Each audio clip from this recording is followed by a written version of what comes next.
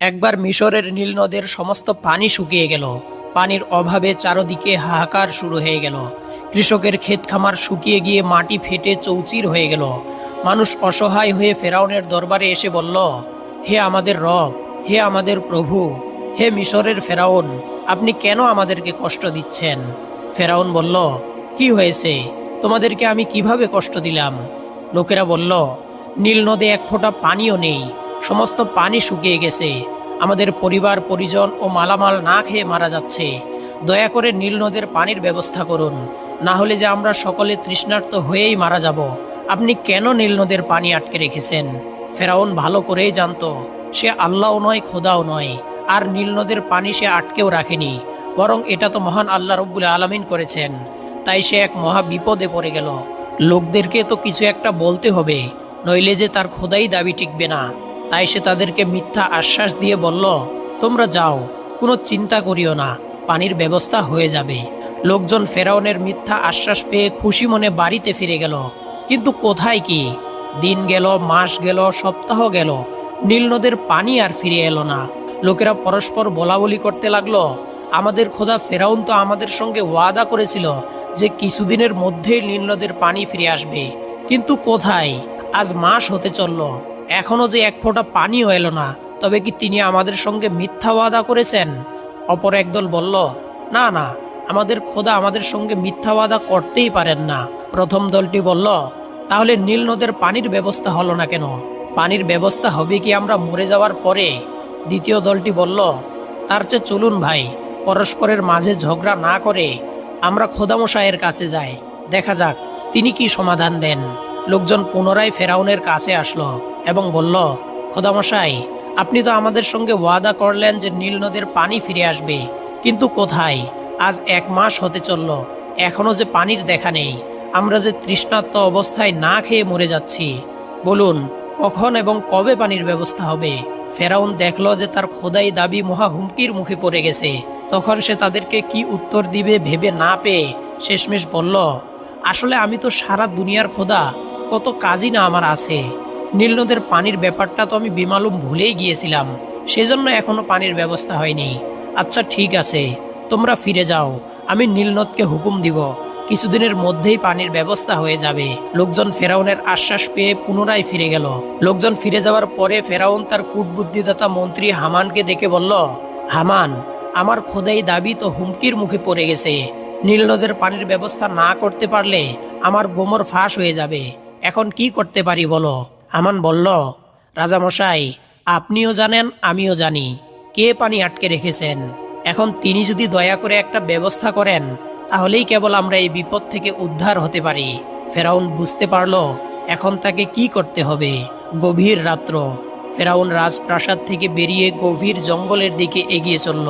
গহীন জঙ্গলে গিয়ে পায়ে রশি বেঁধে সে একটা গাছের ডালে নিজেকে উল্টো করে লটকিয়ে দিল। এরপর সে আল্লাহর কাছে বিনীতভাবে ক্রন্দন করে মোনাজাত করে বলতে লাগলো, হে রব্বুল আলামিন, হে খোদা, আমি ভালো করে জানি যে এই বিশ্বজাহানের প্রতিপালক তুমি, সব কিছুই তোমার হুকুমেই চলে, আর আমি হলাম একজন মিথ্যা খোদা দাবিদার। কিন্তু কি করব খোদা, নিজেকে তো আল্লাহ বলে ঘোষণা করেই ফেলেছি। এখন যদি আবার এই দাবি থেকে ফিরে আসি, তাহলে সমাজে আমার কোনো ইজ্জত থাকবে না।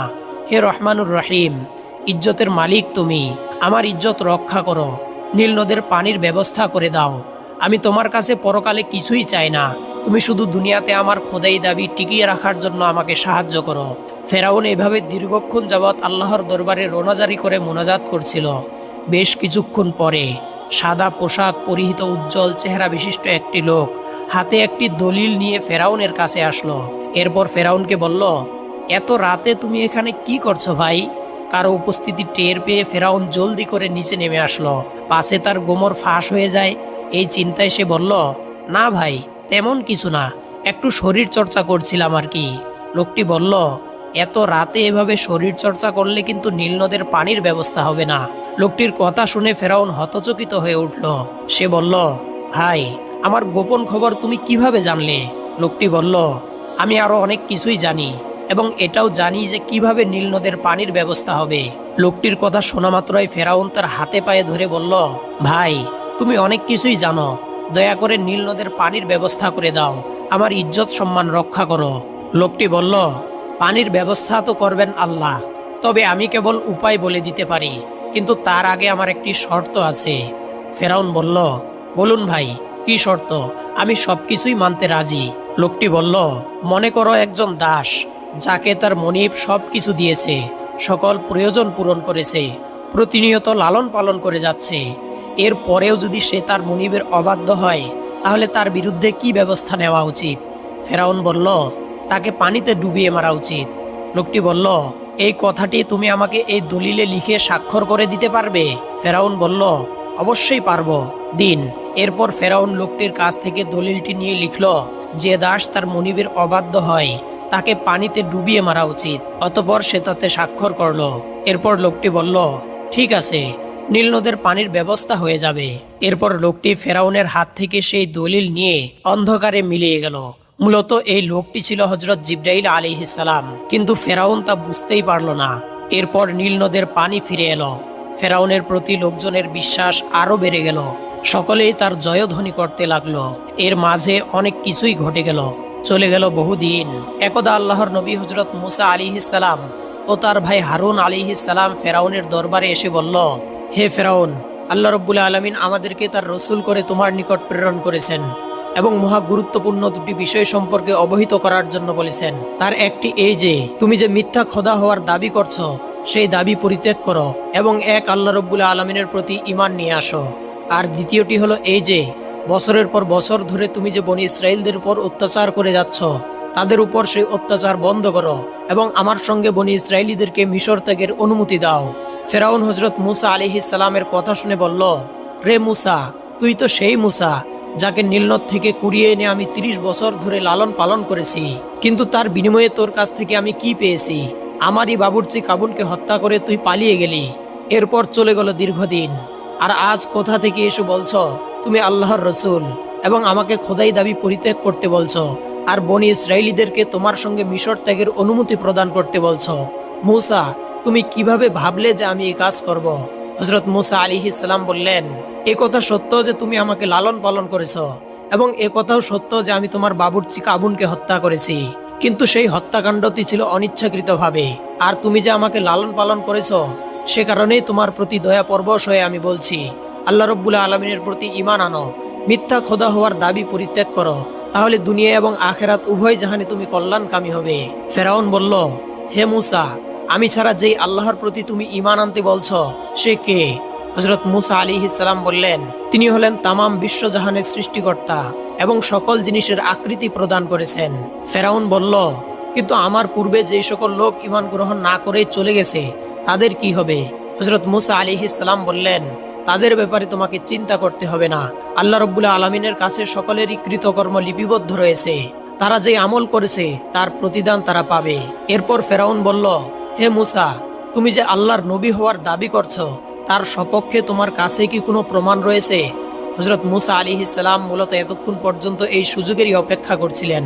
তখন তিনি বললেন, অবশ্যই প্রমাণ রয়েছে। ফেরাউন বলল, তাহলে সেই প্রমাণ দেখাও। এরপর হযরত মুসা আলাইহিস সালাম তার হাতের লাঠিখানা নিক্ষেপ করলেন, আর সঙ্গে সঙ্গে তা একটি বিরাট অজগর সাপে পরিণত হয়ে গেল। এরপর সাপটি মুখ হা করে ফেরাউনের দিকে এগিয়ে যেতে লাগলো। সাপটিকে দেখে ফেরাউন হযরত মুসা আলাইহিস সালামকে বলল, হে মুসা, তুমি কি আমাকে দ্বীনের দাওয়াত দিতে এসেছো, নাকি আমাকে হত্যা করতে এসেছো? হযরত মুসা আলাইহিস সালাম তখন সাপটির গায়ে হাত বুলালেন, আর সঙ্গে সঙ্গে তা লাঠিতে পরিণত হয়ে গেল। এরপর তিনি বললেন, আল্লাহর নবীরা অন্যায়ভাবে কোনো মানুষের প্রাণ হরণ করে না, আমিও তোমার প্রাণ হরণ করতে আসিনি। এরপর হযরত মুসা আলাইহিস সালাম তার ডান হাতখানা বাম হাতের বগলের নিচে প্রবেশ করালেন। হাতখানি বের করতেই তা হতে উজ্জ্বল আলো বিচ্ছুরিত হতে লাগলো। সেই আলো এতটাই প্রবল ছিল যে তার প্রভাবে সূর্যের আলো নিষ্প্রভ হয়ে গেল। তখন ফেরাউন বলল, হে মুসা, তোমার আলো নিভিয়ে ফেলো, তুমি কি আমাদেরকে অন্ধ করতে চাচ্ছ? ফেরাউনের এই কথা শুনে হযরত মুসা আলাইহিস সালাম পুনরায় তার হাতখানা বগলের নিচে প্রবেশ করালেন এবং সঙ্গে সঙ্গে আলো বন্ধ হয়ে গেল। ফেরাউন চিন্তায় পড়ে গেল। তখন সে তার কূটবুদ্ধিদাতা মন্ত্রী হামানকে লক্ষ্য করে বলল, হামান, মুসার কথা এবং তার মুজিজা তো তুমি দেখলে, এখন বলো কি সিদ্ধান্ত নেওয়া উচিত? হামান বলল, জাহাপানা, আপনি মুসার জাদু দেখেই ভুলে গেলেন। মুসার মতো অনেক বড় বড় জাদুঘর আমাদের কাছে রয়েছে, তাদের সামনে মুসার জাদু কিছুই নয়। তারা এক নিমিষেই মুসাকে পরাজিত করে দিবার ক্ষমতা রাখে। অতএব মুসার জাদু দেখে ভুলে আপনি আপনার খোদাই দাবি পরিত্যাগ করবেন না। কারণ আপনি যদি মুসার রবের উপর ঈমান আনেন, তাহলে এই পৃথিবীতে আপনার মান ইজ্জত বলতে কিছুই থাকবে না। যারা আপনাকে রব বলে সম্মান করত, তারা আপনাকে একজন দুর্বল ও অপদস্থ মানুষ রূপে স্মরণ করবে। অতএব আপনি মুসাকে চ্যালেঞ্জ করুন। তার যদি শক্তি থাকে, সে যেন আমাদের জাদুঘরদের সাথে লড়াই করার জন্য প্রস্তুত হয়। হামানের কথা শুনে ফেরাউন হযরত মুসা আলাইহিস সালামকে বলল, হে মুসা, তোমার মতো অনেক বড় বড় জাদুঘর আমার রাজ্যে রয়েছে। অতএব তোমার জাদু দেখে আমি ভোলার মতো নয়। তোমার যদি শক্তি থাকে, তাহলে তুমি একটি দিন নির্ধারণ করে দাও, যেই দিনে আমার জাদুঘর এবং তোমার মাঝে প্রতিযোগিতা হবে। হযরত মুসা আলাইহিস সালাম বললেন, রে ফেরাউন, আমি যা দেখিয়েছি তা কোনো জাদু মন্ত্র নয়, বরং এগুলি আল্লাহ রাব্বুল আলামিন আমাকে কারামত স্বরূপ দান করেছেন, যাতে করে অবিশ্বাসীরা এগুলি দেখে ঈমান গ্রহণ করতে পারে। কিন্তু তারপরেও যেহেতু তোমার ইচ্ছা, তাই আগামী ঈদের দিন তোমার জাদুঘরদের মাঝে আর আমার মাঝে প্রতিযোগিতা হবে। তখনই তোমার কাছে প্রকৃত ব্যাপারটি উন্মোচিত হয়ে যাবে। এই বলে হযরত মুসা আলাইহিস সালাম সেদিনের মতো বিদায় গ্রহণ করলেন। হযরত মুসা আলাইহিস সালামের সঙ্গে প্রতিযোগিতা করার জন্য দেশের বিভিন্ন স্থান থেকে ফেরাউন 4000 জাদুঘর সংগ্রহ করলো।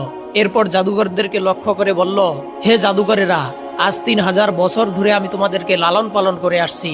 এর বিনিময়ে তোমাদের কাছে আমি কিছুই চাইনি, কিন্তু আজ একটি ব্যক্তিগত ব্যাপারে তোমাদেরকে ডেকেছি। আমি এক মহা বিপদে পড়ে গেছি। আমার পালক পুত্র মুসা আমার সঙ্গে চ্যালেঞ্জ করেছে। সে এক মস্ত বড় জাদুঘর হয়ে ফিরে এসেছে। তোমাদের জাদু দিয়ে তাকে পরাজিত করে দিতে হবে।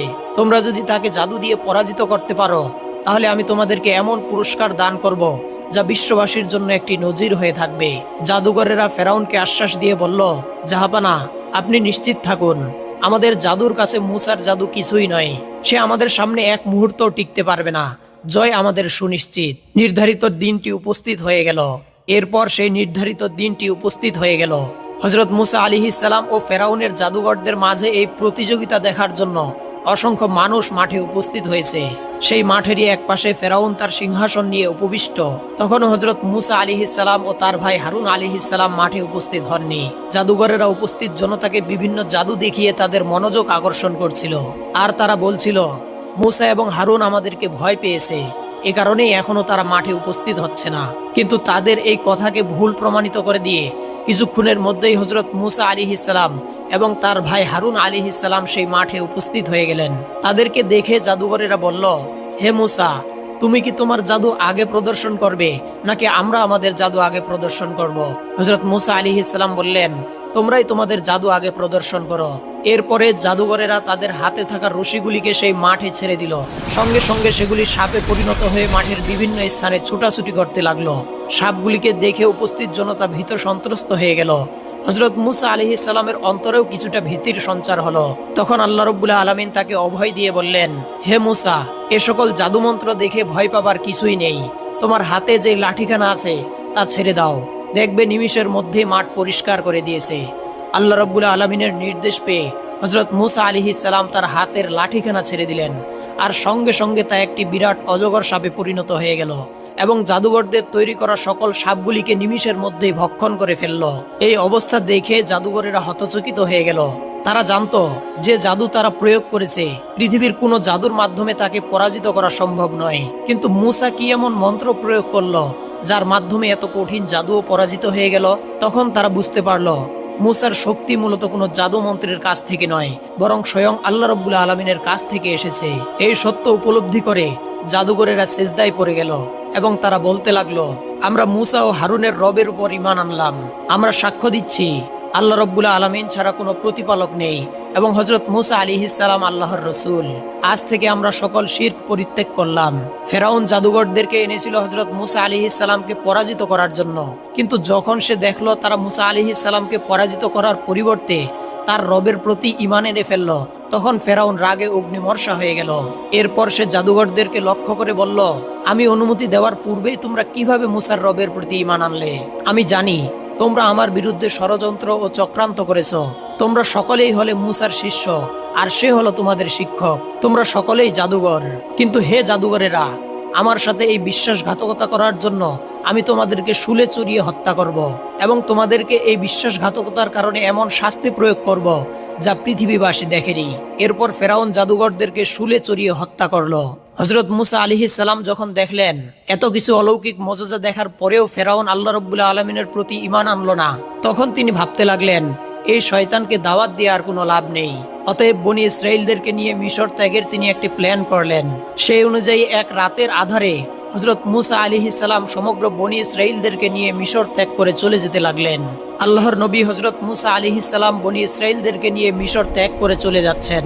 এমন সময় তিনি একটি স্থানে এসে থামলেন এবং তিনি বললেন, এই স্থানে আমাদের পূর্বপুরুষ হযরত ইউসুফ আলাইহিস সালামের কবর রয়েছে।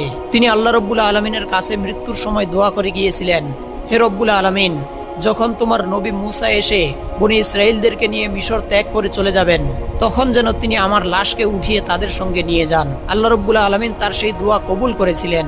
এখন হযরত ইউসুফ আলাইহিস সালামের লাশকে উঠিয়ে আমাদের সঙ্গে নিয়ে যাওয়া আমাদের পবিত্র দায়িত্ব।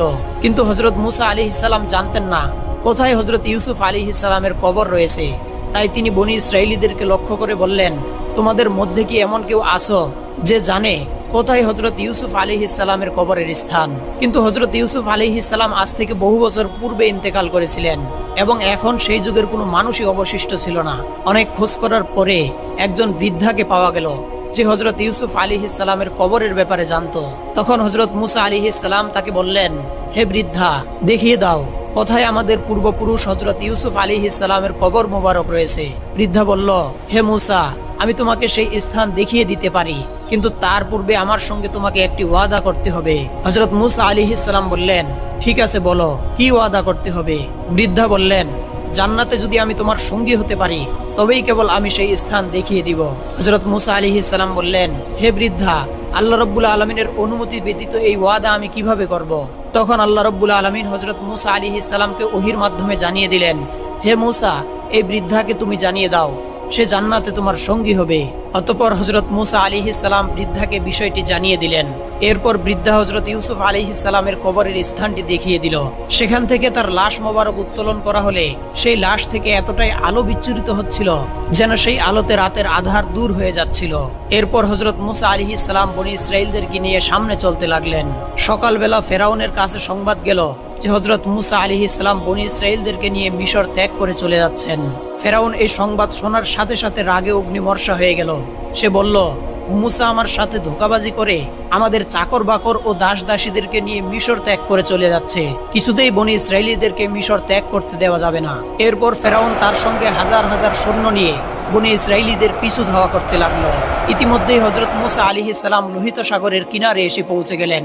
যেহেতু বনী ইসরাইলীরা হেঁটে আসছিল আর ফেরাউনের সৈন্যরা ঘোড়ায় চড়ে আসছিল, তাই তারা দ্রুতই বনী ইসরাইলীদের কাছে পৌঁছে যেতে পেরেছিল।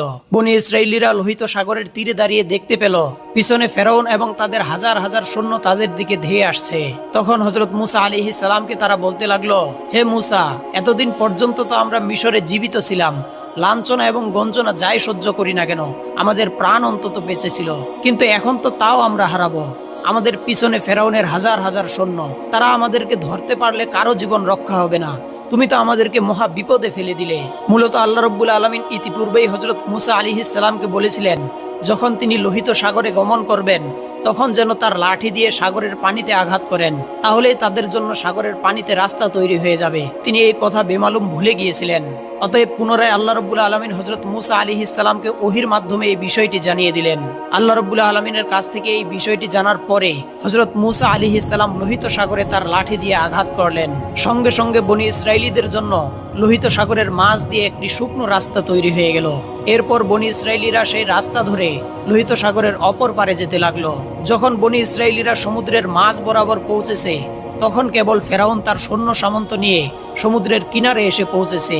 ফেরাউন যখন দেখলো সমুদ্রের পানি চিরে একটি শুকনো রাস্তা তৈরি হয়ে গেছে, তখন সে ভাবতে লাগলো, আমার সৈন্যরা যদি জানতে পারে যে এটা মুসার কারামত তাহলে অনেকেই হয়তো বিভ্রান্ত হয়ে যাবে। তাই সে তাদেরকে ধোঁকা দেওয়ার জন্য বলে উঠল, দেখো দেখো, আমি তোমাদের কত বড় প্রভু, এই সাগরের বুক চিরে বনী ইসরাইলদেরকে ধরার জন্য একটি রাস্তা তৈরি করে দিয়েছি। চলো এই রাস্তা ধরে আমরা বনী ইসরাইলদেরকে পাকড়াও করি।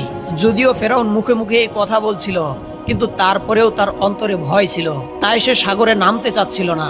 এমনই সময় হযরত জিবরাইল আলাইহিস সালাম একটি মাদি ঘোড়া নিয়ে ফেরাউনের ঘোড়াটির সামনে উপস্থিত হয়ে গেল। ফেরাউনের ঘোড়াটি ছিল মাদা ঘোড়া, যখন সে তার সামনে মাদি ঘোড়া দেখলো, তখন সে ফেরাউনের অবাধ্য হয়েই সেই রাস্তায় নেমে পড়ল। আর ফেরাউনের অনুসরণ করে তার সকল সৈন্যরা লোহিত সাগরের সেই রাস্তায় নেমে পড়ল। বনি ইসরায়েলিরা যখন লোহিত সাগরের ওপারে পৌঁছে গেল, তখন ফেরাউন ও তার সৈন্যরা ঠিক লোহিত সাগরের মাঝ বরাবর আসলো। এমনই সময় দুই দিক থেকে পানির পাহাড় তাদের উপর আশ্রে পড়তে লাগলো। ফেরাউন ও তার সৈন্যরা সেই পানির আঘাতে ছিন্ন ভিন্ন হয়ে গেল। পানিতে হাবুডুবু খেতে খেতে ফেরাউন যখন দেখলো বাঁচার আর কোনো উপায় নেই, মৃত্যুর সন্নিকটে এসে সে বলতে চাইল, আমি মুসা এবং হারুনের রবের উপর ঈমান আনলাম। কিন্তু তখনই হযরত জিবরাইল আলাইহিস সালাম তার মুখে কাদা ঢুকিয়ে দিল। ফেরাউন তখন হযরত জিবরাইল আলাইহিস সালামকে বলল, হে আল্লাহর ফেরেশতা, তুমি কেন আমার মুখে কাদা ঢুকিয়ে দিচ্ছ? আমি তো ঈমান গ্রহণ করতে চাচ্ছি। হযরত জিবরাইল আলাইহিস সালাম বললেন, রে ফেরাউন, সারা জীবন নফরমানি করলি, আর এখন মৃত্যুর পূর্বে ঈমান গ্রহণ করবি? তোর এই ঈমান কার্যকর হবে না। ফেরাউন, তোর কি মনে আছে আজ থেকে দীর্ঘদিন পূর্বে একবার নীল নদের পানি শুকিয়ে গিয়েছিল? নীল নদের পানির ব্যবস্থা করার জন্য আল্লাহর কাছে দোয়া করতে তুমি বনে গিয়েছিলে, এবং তখন তুমি একটি দলিলে লিখেছিলে যেই দাস আল্লাহর অবাধ্য করে তাকে পানিতে ডুবিয়ে মারা উচিত। হযরত জিবরাইল আলাইহিস সালামের এই কথা শুনে ফেরাউন বলল, কই, না তো ভাই, আমার তো এমন কিছুই মনে পড়ছে না। হযরত জিবরাইল আলাইহিস সালাম বললেন, আমি জানতাম তুমি এমন কথাই বলবে, সেজন্য আমি সেদিন তোমার কাছে দলিলে স্বাক্ষর করে রেখেছি। এই দেখ ফেরাউন, সেই দলিল যেখানে তুই তোর নিজের মৃত্যুর পরোয়ানাতে স্বাক্ষর করেছিস। এরপর হযরত জিবরাইল আলাইহিস সালাম সেই দলিলটি ফেরাউনের সামনে তুলে ধরলো। সেই দলিলটি দেখার পরে এই বিষয়টিকে অস্বীকার করার কোনো উপায় ফেরাউনের কাছে থাকলো না। এরপর আল্লাহ রাব্বুল আলামিন ফেরাউন এবং তার সকল সৈন্যদেরকে লোহিত সাগরের পানিতে ডুবিয়ে মারলেন। আর এভাবেই শেষ হয়ে গেল পৃথিবীর সবচাইতে কুখ্যাত আল্লাহ বিরোধী ফেরাউনের জীবনের উপাখ্যান।